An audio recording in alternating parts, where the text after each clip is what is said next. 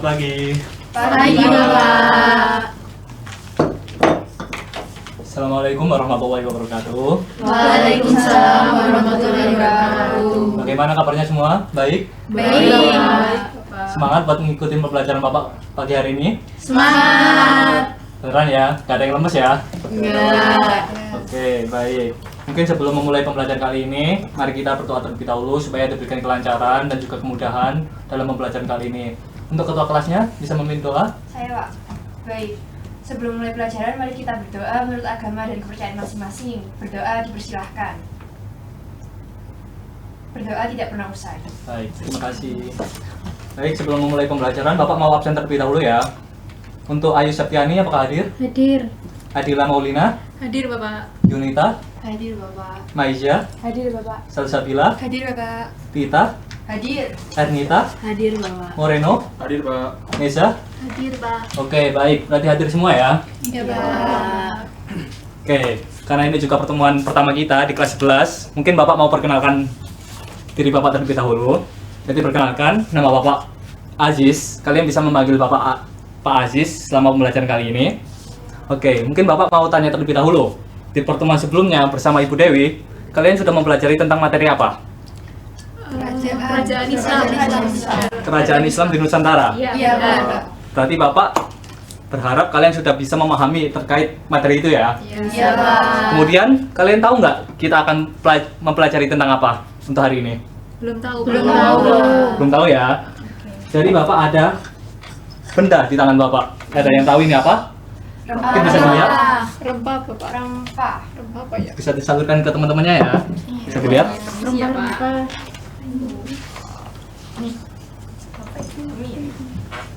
Kayu manis. Kayu manis, Pak. Kayu manis, ya betul. Yang itu?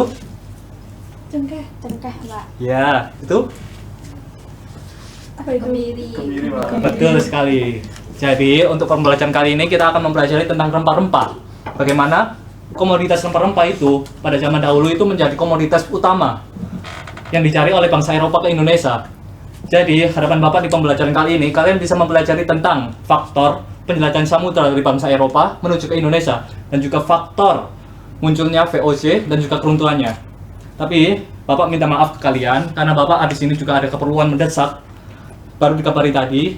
Jadi Bapak minta maaf tidak bisa menemani kalian selama pembelajaran kali ini. Mungkin akan digantikan oleh Ibu pengganti nanti yang sudah Bapak siapkan. Bapak minta maaf sebelumnya ya. Iya, Pak. Oke. Bapak pamit undur diri. Terima kasih sebelumnya. Assalamualaikum warahmatullahi wabarakatuh. Waalaikumsalam warahmatullahi wabarakatuh.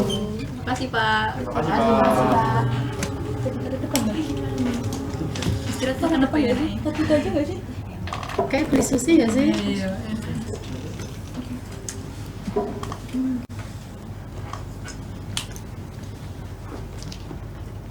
Assalamualaikum warahmatullahi wabarakatuh.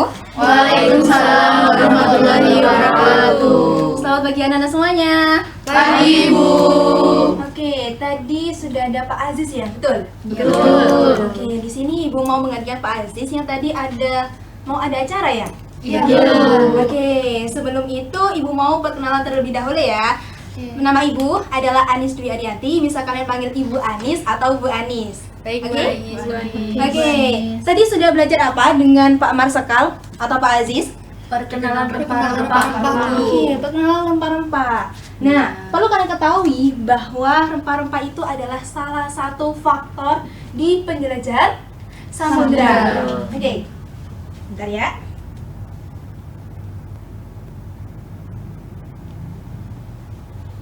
Nah,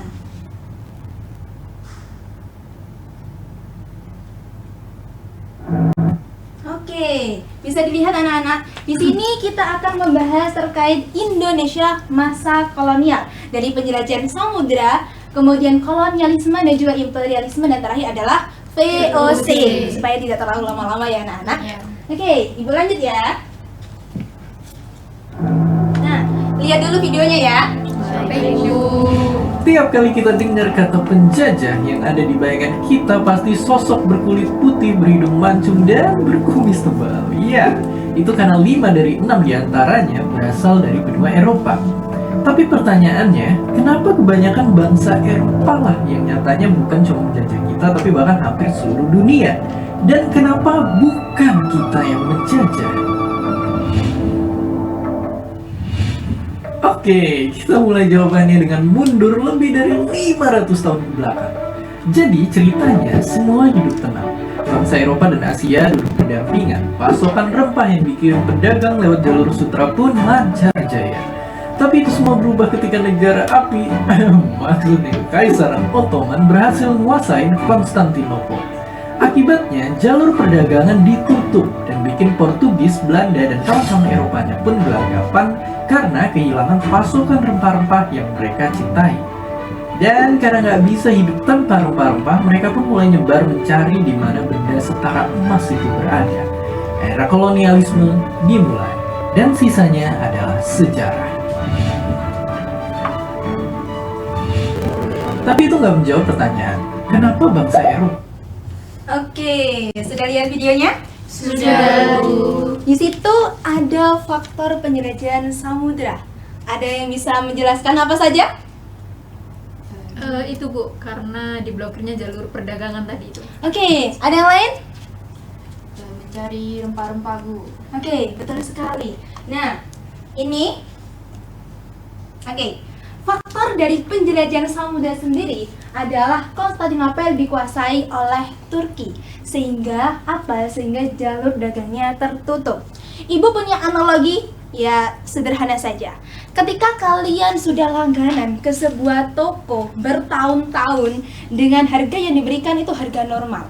Kemudian toko tersebut itu dimiliki oleh orang lain dan dijual dengan harga dua kali lipat lebih mahal. Apa yang kalian lakukan? Mencari toko lain. Tepat sekali, mencari toko lain. Sama seperti bangsa Eropa. Ketika jalur dari perdagangan sendiri ditutup, maka mereka mencari jalur lain. Karena apa? Karena dari rempah-rempah di Asia, India, Tiongkok, Maluku itu melewati jalur Konstantinopel. Dan ketika Konstantinopel ini dikuasai oleh Turki, maka jalurnya ditutup dan dikenai pajak yang mahal. Sehingga rempah-rempah di Eropa itu sangat mahal dan juga langka. Apa yang dilakukan bangsa Eropa? Mereka mencari langsung ke sumber aslinya, yaitu di Asia. Dan di sini ada faktor lain, ada kemajuan ilmu pengetahuan dan juga teknologi, ada juga diselingi dengan teori heliosentris, dan ada semangat meneruskan perang salib atau menyebarkan agama Kristen, dan juga ada kisah Marco Polo dalam buku Imago Mundi yang menggambarkan bahwa Asia itu penuh dengan emas, perak, dan juga rempah. Maka semakin bersemangat mereka untuk menjelajah samudra. Oke, sebelum itu Ibu mau tanya dulu, dari beberapa faktor ini menurut kalian faktor apa yang paling kuat dan juga kalian sambungkan dengan zaman sekarang? Ada yang mau berpendapat? Saya, Bu. Oke, silahkan. Kalau menurut saya yang paling berpengaruh itu jatuhnya Konstantinopel, Bu. Oke. Soalnya itu kan jadi titik awal semuanya. Ya. Kalau peristiwa itu nggak terjadi, mungkin Eropa juga nggak akan kepikiran buat cari jalan baru. Jadi ibaratnya sekarang tuh kayak aplikasi belanja yang tiba-tiba itu ditutup atau harganya mahal banget. Nah, pasti kan orang itu langsung pindah ke aplikasi atau platform lain. Jadi dengan adanya krisis kayak gitu kan jadi muncul ide baru untuk mencari alternatif lain. Oke, betul sekali. Dengan namanya siapa? Ayu. Ayu, tepuk tangan dulu dong untuk Ayu. Ada yang mau berpendapat lagi? Saya Bu. Oke, silahkan. Mungkin saya sedikit menambahi aja sih dari pendapatnya Ayu Bu. Ya. Jadi kalau saya lihat tuh faktor rempah itu sendiri yang juga sangat kuat ya Bu, karena nilai ekonominya yang luar biasa juga.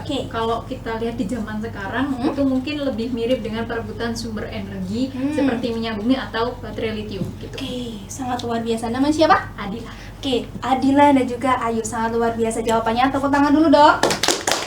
Nah, betul sekali. Faktor yang paling kuat dan juga utama adalah jatuhnya Konstantinopel dan juga ingin mencari daerah asal rempah-rempah.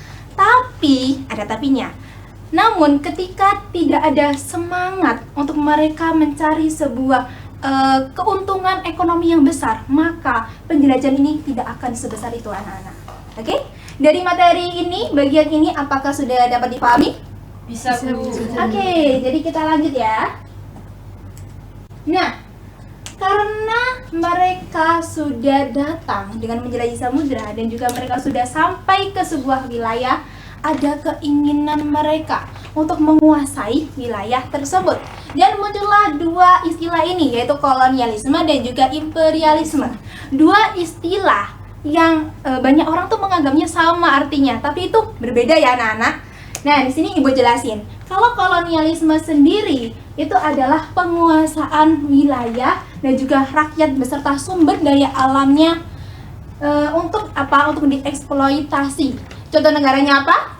Belanda.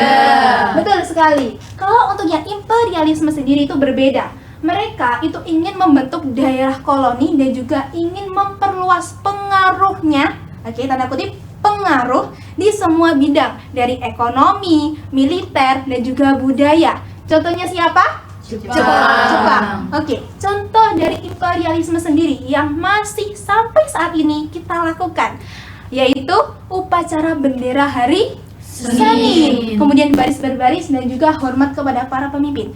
Itu adalah budaya yang diterapkan oleh Jepang dan pengaruhnya itu sampai saat ini masih kalian lakukan kan setiap hari Senin? Iya. Nah, makanya itu. Nah, kemudian kita lanjut untuk yang imperialisme sendiri itu dibagi menjadi dua anak-anak, yaitu kuno dan juga modern. Kalau kuno itu sebelum revolusi industri, tujuannya 3G apa? Gold, Glory, Gospel. Betul. Untuk yang modern sendiri itu sesudah revolusi industri. Tujuannya ingin untuk kepentingan industri. Oke? Bisa dipahami? Nah, di sini kalau kalian sudah paham, Ibu mau tanya. Dari dua istilah tersebut, kolonialisme dan juga imperialisme, menurut kalian mana yang paling berbahaya? Ada yang mau berpendapat? Oke, silakan.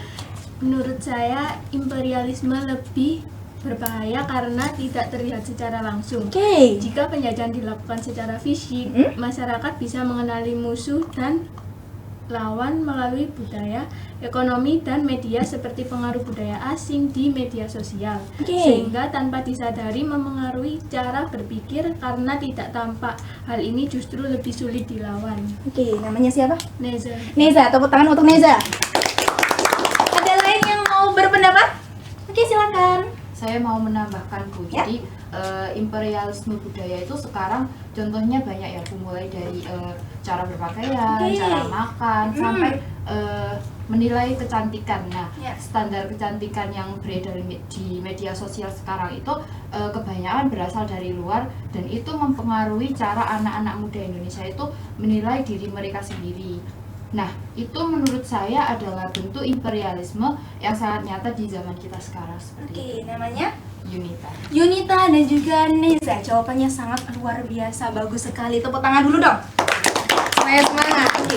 Jawabannya betul sekali, imperialisme. Karena apa? Karena kalau kolonialisme itu bisa berakhir ketika para prajuritnya tuh udah pulang ke negaranya masing-masing dan bendera itu sudah diturunkan. Tapi kalau imperialisme, pengaruhnya itu loh masih bisa ada sampai saat ini. Contohnya tadi ada negara Jepang, ya kan? Jadi itu sangat berbahaya ya anak-anak.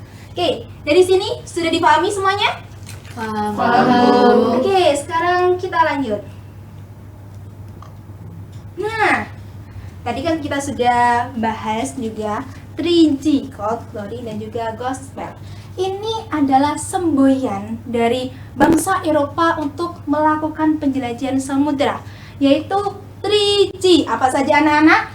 Gold, Glory, Gospel. Betul. Gold yaitu ingin mencari kekayaan. Glory ingin mencari kejayaan. Kalau Gospel ingin menyebarkan agama Kristen. Oke, dari sini bisa dipahami, oke? Aman? Aman. Oke, lanjut ya. Nah, kedatangan bangsa Barat. Dari semboyan 3G itu langsung diterapkan dalam aksi yang nyata anak-anak, yaitu datangnya bangsa Barat ke Nusantara. Ada beberapa negara yang datang ke Nusantara. Yang pertama ada Portugis yang dipimpin oleh Alfonso pada tahun 1511 ke Malaka. Kemudian pada tahun 1512 Portugis itu juga langsung berpindah ke Maluku. Beda ya, tadi itu Malaka, kemudian 1512-nya ke Maluku. Kemudian tidak lama disusul oleh negara Spanyol yang dipimpin oleh Sebastian de Elcano, juga di Maluku. Dan sekitar lama ya jaraknya itu ya, datanglah Belanda tahun 1596 yang dipimpin Cornelis de Houtman di Banten. Ini adalah ekspedisi pertama dari Belanda. Oke, lanjut ya. Nah, tadi kan sudah Ibu jelaskan bahwa Portugis sama Spanyol itu sama-sama ingin menguasai Maluku. Maka apa yang terjadi? Konflik. Mereka konflik, ingin menguasai sumber rempah-rempah dunia. Bayangkan saja. Maka apa yang terjadi? Mereka meminta paus atau petinggi dari agama Kristen untuk mengadakan mediasi. Dan hasilnya adalah 2 perjanjian ini. Perjanjian apa anak-anak? Tordesillas dan Zaragoza. Oke, Tordesillas dan juga Zaragoza. Kalau Tordesillas sendiri, itu dunia dibagi menjadi 2. Dari kutub utara ke kutub selatan melalui Tanjung Verde, di mana Spanyol itu di sebelah barat, kalau Portugis itu di sebelah timur. Nah, sehingga Maluku itu dikuasai oleh Portugis anak-anak. Oke? Maluku dikuasai oleh Portugis. Nah, kemudian pada tahun 1512 ketika Portugis itu menaklukkan Ternate dan kemudian Spanyol itu bersekutu dengan Tidore, yang mana mereka itu masih dalam satu wilayah di Maluku, maka apa yang terjadi? Konflik lagi, ya kan? Maka mereka meminta tadi Paus Julius II untuk melakukan mediasi lagi, dan hasilnya ada perjanjian Zaragoza, yang dimana Spanyol itu sekarang dipindah atau diusir ke Filipina, sedangkan Maluku tetap menjadi milik Portugis. Jadi ya Portugis itu selalu tetap menang ya dari tadi ya. Oke, sekarang lanjut ya. Sudah paham semuanya? Aman? Aman. Oke. Nah, pasti kalian sudah nggak asing ya. Dulu di SMP juga udah pernah diajari kayaknya ya. Ini ada VOC, Verenigde Oost-Indische Compagnie. Kenapa kok dibentuk VOC anak-anak? Karena tadi kan sudah Ibu jelaskan bahwa Cornelis de Houtman adalah ekspedisi pertama dari Belanda yang datang ke Banten. Kemudian disusul oleh ekspedisi yang banyak sekali. Sehingga terjadilah persaingan dagang antar para negara Belanda. Maka dibentuklah ini Kongsi Dagang Belanda atau VOC untuk menghindari persaingan yang tidak sehat antar para pedagang Belanda. Yang mana kalau VOC itu dipimpin oleh Gubernur Jenderal. Oke. Yang pertama adalah siapa? Peter Booth. Dan yang paling terkenal dan paling kejam adalah J.P. Koen. Yang mana fun fact-nya adalah dia adalah pendiri kota Batavia yang sekarang kalian kenal sebagai kota Jakarta. Betul sekali. Kayaknya udah paham deh ya ini ya. Kalian sudah pintar-pintar banget. Nah, lanjut. VOC itu memiliki hak istimewa atau juga disebut hak oktroy, di mana VOC itu bisa monopoli perdagangan, membentuk tentara, kemudian membuat perjanjian dengan puasa lokal, mencetak uang, mendirikan benteng, wah banyak sekali ya, menyatakan perang dan juga damai, dan juga dapat mengangkat dan memberhentikan penguasa setempat. Sama seperti itu tulisannya, seperti negara dalam negara. Bayangkan saja sebesar apa saat itu VOC ya anak-anak. Oke. Dari beberapa yang sudah Ibu tampilkan hak oktroy dari VOC, Ibu mau tanya. Nungguin ya? Nah, menurut kalian hak yang paling berbahaya atau hak oktroy yang dimiliki VOC ini yang paling berbahaya itu apa anak-anak? Sebutkan alasannya juga. Oke. Izin iya. menjawab. Silahkan sekarang banget ini. Menurut saya itu Ya. dari hak istimewa dari VOC itu ada satu, yaitu adanya monopoli perdagangan, Bu. Oke. Jadi monopoli perdagangan ini bisa saja dilawan oleh masyarakat Indonesia pada saat itu atau Nusantara pada Oke, saat itu. betul. Akan tetapi karena kan sudah Ibu jelaskan bahwasanya VOC itu memiliki banyak sekali hak istimewa, bahkan bisa menjadi negara dalam negara. Betul. Jadi masyarakat Nusantara itu cukup kesulitan dalam melawan VOC itu sendiri. Terlebih lagi VOC itu juga memiliki tentara dan juga mendirikan benteng. Ya, betul sekali. Dan mereka itu seperti yang sudah saya baca ya Bu, mereka itu membuat perjanjian dengan para penguasa lokal dan juga raja-raja lokal, yang mana para raja-raja lokal itu dijanjikan keuntungan sehingga mereka itu bisa menghilangkan perlindungan masyarakat dari masyarakat itu sendiri. Jadi hak tersebut itu saling mengunci satu sama lain dan juga tidak ada celah bagaimana masyarakat itu bisa melawan VOC itu sendiri. Oke, namanya siapa? Ernita, Bu. Oke, Ernita. Jawabannya sangat analisis kritis dan juga luar biasa, anak-anak. Tepuk tangan dulu untuk teman kalian. Oke, ada yang mau berpendapat lagi? Oke, silakan suaminya Ernita. Saya mau menambahkan soal pencetakan uang. Kalau VOC ini yang mencetak uang berarti mereka yang mengendalikan nilai tukar. Yang dimana rakyat ini tadinya punya sistem barter atau mata uang sendiri, ini dipaksa untuk masuk ke dalam sistem ekonomi VOC. Ini tuh membuat rakyat nih ketergantungan pada VOC, bahkan untuk kebutuhan sehari-hari. Itu sangat strategi ini tuh sangat cerdas, tapi juga dampaknya itu sangat kejam. Menurut saya itu. Namanya siapa? Maiza. Maiza, jawabannya juga sangat luar biasa. Boleh tepuk tangan lagi anak-anak? Oke, jawaban teman kalian tidak ada yang salah. Betul sekali. Bahwa dari hak istimewa atau hak otor yang dimiliki oleh VOC sendiri itu sangat berbahaya. Tapi jangan lupakan yang paling bawah. Nah, dia punya hak untuk mengangkat dan juga memperhatikan penguasa setempat. Sehingga apa? Ketika raja yang pro dengan rakyat itu dipecat dan diganti dengan raja boneka dari VOC sendiri, maka apa yang terjadi? Maka hak-hak yang sudah ada ini kayak di ACC terus. Apalah di ACC? Padahal kalau menurut kita itu sangat merugikan kita ya, bagi rakyat Nusantara ini ya kan. Nah, sehingga apa? Sehingga dampaknya adalah rakyat tidak ada seorang pemimpin yang membela mereka. Jadi itu yang paling berbahaya anak-anak. Oke? Dari hak istimewa atau hak oktroy ini sudah dapat difahami anak-anak? Paham. Gimana? Paham. Oke, lanjut ya. Lanjut. Oke. Kita masuk ke sistem monopoli VOC. Ini lama waktunya, oke aman. Nah, VOC itu punya cara dalam melaksanakan monopoli.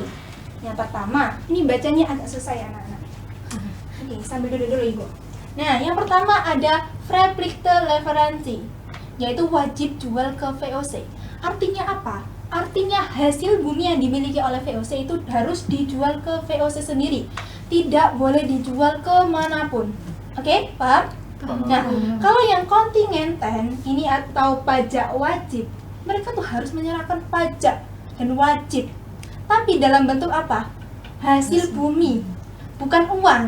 Jadi mereka nyetornya itu hasil bumi dari hasil kerja keras mereka, bukan uangnya. Oke, sudah? Kemudian yang ketiga ada ekstirpasi, pemusnahan tanaman jika melebihi kuota. Untuk apa? Untuk menjaga nilai jual yang tetap tinggi di dunia. Sebenarnya apa ya, ini tuh sangat-sangat merugikan. Karena apa? Karena petani kan sudah menanam. Mereka sudah berusaha untuk menanam. Tapi apa? Dimusnahkan.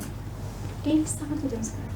Dan yang selanjutnya ada pelayaran hongi. Ini adalah patroli laut yang fokusnya cuma di satu wilayah, yaitu di Maluku. Oke. Dan yang terakhir adalah Priangerstelsel. Ini adalah kewajiban bagi rakyat untuk menanam kopi di Priangan. Priangan itu ada di Bandung. Nah, dari sini ada yang mau ditanyakan anak-anak? Oh, saya Bu. Iya, silakan. Kan ini Belanda kan atau VOC kan menerapkan beberapa aturan yang tadi ya, kayak Ya, yang betul. pertama itu terus juga kontingenten sampai dengan Priangerstelsel. Nah, sebenarnya tujuan atau apa rencana VOC untuk menerapkan ini tuh apa sih Bu sebenarnya? Yang jadi tujuannya? Oke, pertanyaan yang luar biasa dari Tita. Tita, oke, pertanyaan yang kritis. Jawabannya adalah cuma satu. Tujuannya itu cuma satu, yaitu mereka ingin mencari keuntungan sebanyak-banyaknya. Karena dengan dia memiliki sistem ini, maka monopoli perdagangan ini ada di tangan VOC. Tidak bisa dijual ke yang lain. Apa-apa harus ke VOC, sehingga tujuannya tadi cuma satu, ingin mendapat keuntungan sebanyak-banyaknya. Gitu. Oke, apakah sudah menjawab? Sudah. Oke, terima kasih. Dari sistem monopoli VOC ini, sudah paham anak-anak? Sudah Ibu. Lemes deh. Sudah paham? Sudah. Oke, lanjut berarti ya. Oke, sudah masuk di tahap akhir anak-anak. Cepat kali ya. Yaitu runtuhnya VOC pada tanggal 31 Desember 1799 setelah hampir 1 abad berjaya. Tadi kan sudah Ibu jelaskan bahwa VOC adalah kongsi dagang terbesar di dunia, yang mana memiliki beberapa aturan seperti negara dalam negara. Bayangkan saja, negara dalam negara itu sebesar apa pada saat itu, ya kan? Bisa dibayangkan gimana? Bisa. Sebesar apa itu? Tapi sebesar-besarnya VOC tetap mengalami keruntuhan. Di sini penyebabnya apa? Banyak pegawai korupsi. Itu adalah faktor utamanya. Kemudian ada faktor pendukung lainnya seperti hutang VOC yang semakin besar, kemudian tidak seimbangnya neraca perdagangan, dan terakhir diduduki oleh Perancis pada tahun 1795. Dari VOC ini, apa pembelajaran yang bisa kalian ambil? Coba pikirkan terlebih dahulu, oke? Sudah. Apa pembelajaran yang bisa diambil dari keruntuhan VOC ini? Terutama menjadi faktor utamanya. Ada yang mau berpendapat anak-anak? Saya Bu, Oke, silahkan. mungkin menurut saya pembelajarannya itu karena kekuatan dari luar tuh tidak selalu mesti mematikan. Oke.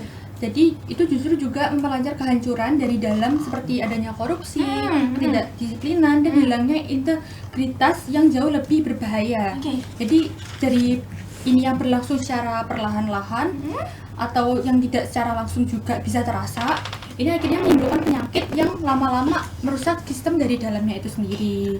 Dan ini berlaku pada perusahaan ya seperti VOC ini sendiri. Oke, namanya siapa? Salsabila. Oke, tepuk tangan untuk Salsabila. Ada yang mau berpendapat lagi?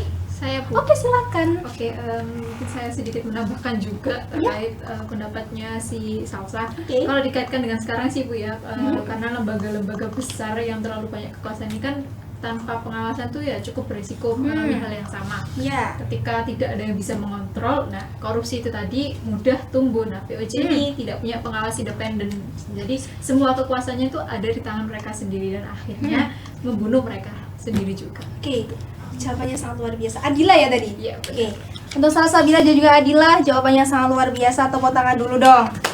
Dan semangat. Ada lagi yang mau berpendapat? Saya Bu. Wih, siswa yang paling belakang ini mau berpendapat. Oke, gimana? Jadi menurut saya VOC ini terlalu fokus untuk mengeksploitasi sumber daya dari alam Bu. Jadi mereka lupa akan sistem mereka.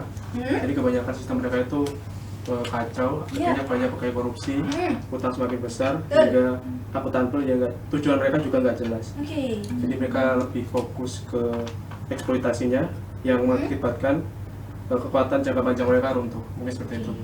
Jawabannya sangat luar biasa. Namanya siapa? Moreno Bu. Moreno, tepuk tangan dulu dong untuk Moreno. Satu lagi kabinet kelas ini ya. Oke, jawaban dari ketiga teman kalian itu sudah sangat lengkap sekali ya anak-anak ya. Tapi Ibu mau menambahkan sedikit bahwa betul, VOC itu terlalu fokus sama luarnya. Fokus sibuk untuk membuat benteng, mengeksplorasi sumber daya alam Nusantara pada masa itu. Tapi VOC lupa terkait apa yang harus dijaga di dalam. Yang tadi sudah disebutkan juga. Moral para pegawainya tidak dilihat, tidak dijaga, tidak pernah kayak dipelajari gimana apakah moralnya tuh baik atau gimana, sehingga akhirnya terjadi banyak pegawai korupsi. Ini adalah menjadi faktor utama runtuhnya VOC. Karena sebesar-besarnya VOC pada masa itu tetaplah terjadi keruntuhan hanya karena korupsi. Maka untuk anak-anak sendiri jangan sampai seperti itu ya. Oke? Siap, Bu. Lanjut. Duh, kok udah terima kasih nih. Aduh, seneng nih ya. Bentar, udah jam 9 ternyata. Tadi Ibu sudah ada janji dengan kepala sekolah. Jam 9 juga, ini mau hampir jam 9, jadi Ibu mau pamit undur diri. Jadi mohon maaf jika tadi Ibu sudah ada salah kata atau apapun itu mau dimaafkan ya anak-anak. Ya, Ibu. Sama-sama. Ya, sampai jumpa di pertemuan selanjutnya, mungkin ketemu atau nanti di jalan ketemu di Sapa ya. Iya, Bu. Oke, Ibu akhiri. Wassalamualaikum warahmatullahi wabarakatuh. Waalaikumsalam warahmatullahi wabarakatuh. Ibu pamit ya. Bye-bye.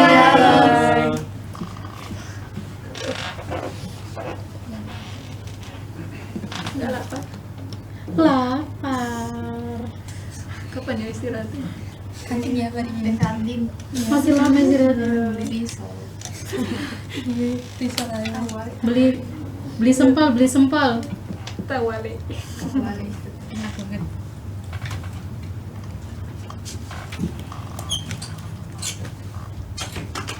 Oke, selamat pagi anak-anak. Pagi, Bu. Mulai ya. Assalamualaikum warahmatullahi wabarakatuh. Waalaikumsalam warahmatullahi wabarakatuh. Jadi di sini Ibu menggantikan Bu Anis karena Bu Anisnya sedang ada keperluan lain dengan kepala sekolah ya. Jadi gimana tadi sama Bu Anis, sudah diajarin materinya? Sudah. Banyak. Ya, mungkin ada yang bisa jelaskan bagaimana materi yang dijelasin oleh Bu Anis tadi? Tadi dari Bu Anis sendiri sudah jelaskan ya, mulai dari secara lengkap latar belakang penjajahan samudra, kemudian juga kolonialisme dan imperialisme sampai dengan kekuasaan VOC di Nusantara atau Indonesia sendiri. Oke, berarti sudah cukup lengkap ya anak-anak. Ada apa, Mbak? Oh, izin nambahin juga, Bu. Tadi juga dijelasin juga mengenai faktor utama dari penjelajahan samudra itu sendiri. Dimana selain dari ingin mencari rempah-rempah, itu juga karena jatuhnya Konstantinopel. Akhirnya dikuasai Turki Utsmani. Nggak, akhirnya jalur perdagangan itu menjadi lebih mahal dan sulit, dan sehingga bangsa Eropa itu akhirnya tidak bergantung lagi kepada pedagang Arab atau Italia. Akhirnya mereka mencari sumber rempah-rempah lain, yaitu ke Asia. Oke, jadi udah sangat amat lengkap ya apa yang dijelaskan oleh Bu Anis. Jadi mungkin ini nih kita enaknya gimana ini? Lanjut materi apa gimana? Diskusi. Ya udah, kalau gitu kita berdiskusi. Mungkin ada yang perlu ditanyakan, ada yang dibingungkan. Silakan angkat tangan anak-anak. Gak ada yang tanya nih, berarti udah paham semua materinya. Kalau begitu, kalau nggak ada yang tanya, maka Ibu yang tanya, oke? Mungkin Mbak, Ibu mau tanya nih terkait apa sih perbedaan antara kolonialisme dan juga imperialisme? Bisa dijelaskan? Kalau kolonialisme adalah penguasaan wilayah lain secara langsung dalam menetap dan mengatur daerah tersebut. Biasanya ini tuh untuk mengambil sumber daya dan tenaga kerja. Sedangkan imperialisme adalah usaha memperluas kekuasaan atau pengaruh ke wilayah lain, baik secara langsung maupun tidak langsung, seperti melalui ekonomi, politik, militer, atau budaya. Terus jadi dapat disimpulkan kalau kolonialisme ini merupakan bentuk praktik langsung, sementara imperialisme ini adalah tujuan atau kebijakan yang lebih luas. Oke, Mbaknya namanya siapa? Maiza. Oke, tepuk tangan buat Mbak Maiza. Luar biasa sekali, jawabannya sudah sangat lengkap. Jadi jawaban dari Mbak Maiza tadi, Ibu dapat menyimpulkan bahwa imperialisme ini yang cukup bahaya ya anak-anak, karena itu berjalan secara halus dan perlahan, dan lama-lama nantinya bisa mempengaruhi bagaimana adat dan budaya yang ada di Indonesia, seperti itu. Lalu selanjutnya mungkin siapa lagi yang mau menjawab ya? Mbaknya mungkin yang pojok ini, Ya, Ibu mau tanya, Mbak masih ingat nggak apa salah satu hak istimewa yang dimiliki oleh VOC? Baik Bu, jadi tadi kan saya sudah dijelaskan sama Bu Anis Bu, apa saja hak istimewa dari VOC itu sendiri. Hak istimewa kan disebut sebagai hak oktroy ya Bu. Jadi di mana itu adanya monopoli perdagangan, terus mereka itu juga memiliki tentara, dan VOC itu juga membuat perjanjian dengan para penguasa-penguasa lokal. Selain itu juga VOC itu bisa mencetak uang dan juga membangun benteng, sehingga VOC itu bertindak seperti negara dalam sebuah negara, Bu. Seperti itu. Oke, terima kasih. Namanya Mbak siapa? Ernita. Oke, tepuk tangan buat Mbak Ernita. Luar biasa sekali ya, siswa kelas 11-1 ini sudah bisa aktif menjawab pertanyaan yang dilontarkan oleh Ibu. Tepuk tangan buat kita semuanya. Oke, karena sudah dirasa memahami materi yang telah dijelaskan Bu Anis tadi, oleh karena itu Ibu mau menyampaikan pesan dari Bu Anis. Nah, Bu Anis berpesan bahwa kalian nanti akan dikasih tugas. Kok tugas lagi sih, Bu? Ya kan karena udah paham nih ya, jadi harus ada tugas. Nah, tugasnya itu cukup mudah kok. Jadi kalian ditugaskan untuk merangkum apa aja materi yang telah didapatkan tadi. Cukup 1 halaman aja, gak usah banyak-banyak. Bisa dipahami? Bisa, Bu. Oke, dan untuk pengumpulannya bisa besok ya. Bisa langsung ditaruh di meja Bu Anis di ruang guru. Bisa dipahami anak-anak, apa ada yang perlu ditanyakan terkait tugasnya? Sudah. Berarti itu di lembar kertas atau di buku tulis, Bu? Oh ya, untuk lembarnya itu di lembar folio ya anak-anak. Baik. Bisa ditulis 1 halaman aja. Seperti itu. Terima kasih, Bu. Oke. Maka dari itu di sini Ibu mau menyimpulkan bagaimana materi kalian pada hari ini ya. Jadi penjelajahan samudra itu bukan sekedar petualangan biasa, namun didorong oleh kebutuhan ekonomi, terutama rempah-rempah seperti itu. Nah, kemudian dari kebutuhan tersebut muncullah apa yang dinamakan imperialisme dan kolonialisme. Betul sekali, imperialisme dan kolonialisme. Lalu VOC menjadi salah satu contoh nyata perusahaan dagang yang dimana mereka ini awalnya ingin berdagang, lalu berubah menjadi ingin menguasai wilayah seperti itu. Mungkin ada yang perlu ditanyakan lagi terkait materinya? Udah nggak ada? Sudah cukup nih? Cukup. Oke. Maka dari itu di sini Ibu mau kalian tulis pesan dan kesan pembelajaran hari ini. Ibu kasih kertas kecil ya, nanti kalian tulis secara singkat aja. Baik, Bu. Oke.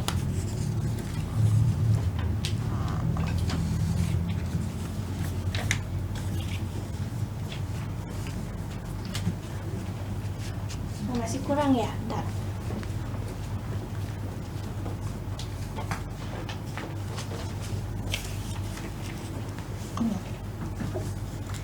Bu kasih waktu 2 menit aja ya anak-anak. Nanti sudah dikumpulkan.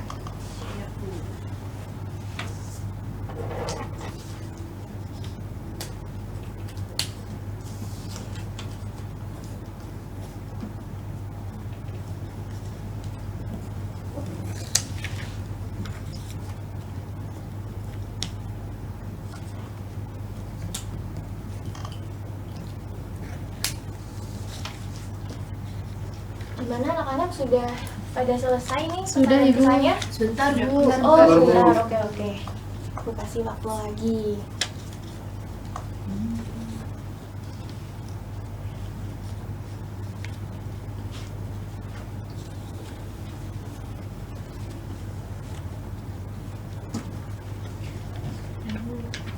Sudah semua? Sudah. Ini dikumpulkan ya? Nggak usah dilipat. Ya, terima kasih.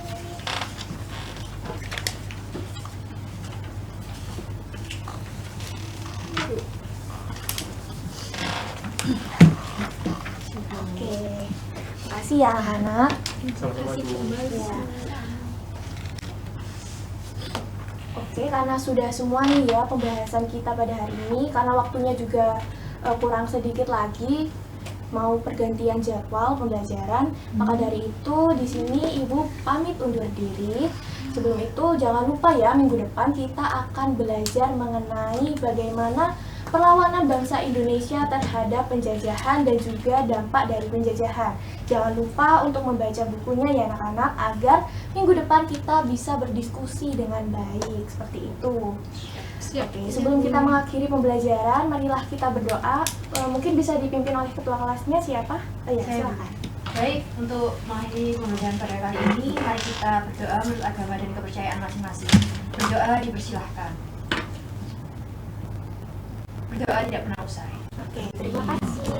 Akhir kata, wassalamualaikum warahmatullahi wabarakatuh. Waalaikumsalam warahmatullahi wabarakatuh. Sampai jumpa di pembelajaran selanjutnya ya anak-anak. Iya, Bu. Terima kasih. Terima kasih, Bu. Terima kasih. Ayo balik. Ayo. Terima kasih.